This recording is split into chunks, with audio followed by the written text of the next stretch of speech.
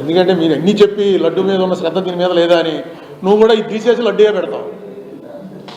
లడ్డు మీద నేను ఏదో చాలా ఘోరం చేసి జగన్మోహన్ రెడ్డి గారికి సర్టిఫికెట్ ఇచ్చేసినట్టు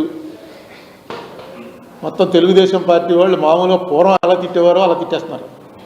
ఇంకా పెరిగిపోతుంది. అయితే ఒక విషయం తెలుసుకోండి, లడ్డూకి సంబంధించినంత వరకు చంద్రబాబు నాయుడు గారికి కానీ జగన్మోహన్ రెడ్డికి కానీ పవన్ కళ్యాణ్కి కానీ దీంట్లో సంబంధం ఉందని నేను అనుకోను.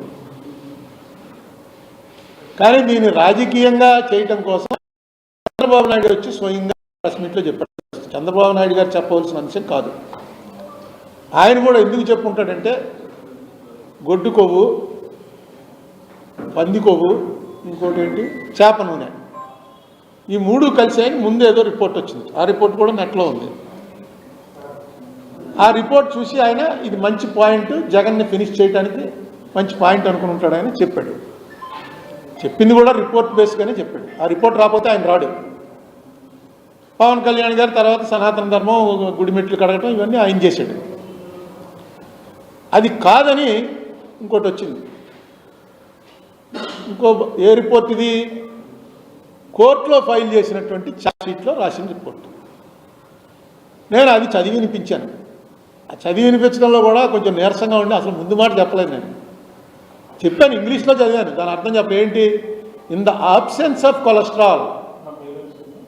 ఏమని రాశాడంటే in the absence of cholesterol ఈ ట్రేస్ లార్డ్ కానీ ఫిష్ ఆయిల్ కానీ ఇవి ట్రేస్ అయ్యేటువంటి అవకాశం చాలా తక్కువ అని ఇచ్చాడు.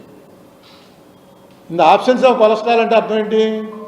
అసలు కొవ్వే లేనప్పుడు అది గొడ్డు కొవ్వ, పంది కొవ్వ, చేప నూనె అని చెప్పేసి కనిపెట్టడం అనేది చాలా కష్టం.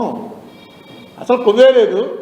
ఇదంతా కూడా పామాయిలో ఇంకోటో కలిపి 400 పేజీల, సుమారు 400 ఉందనుకుంటాను ఛార్జ్షీట్లో.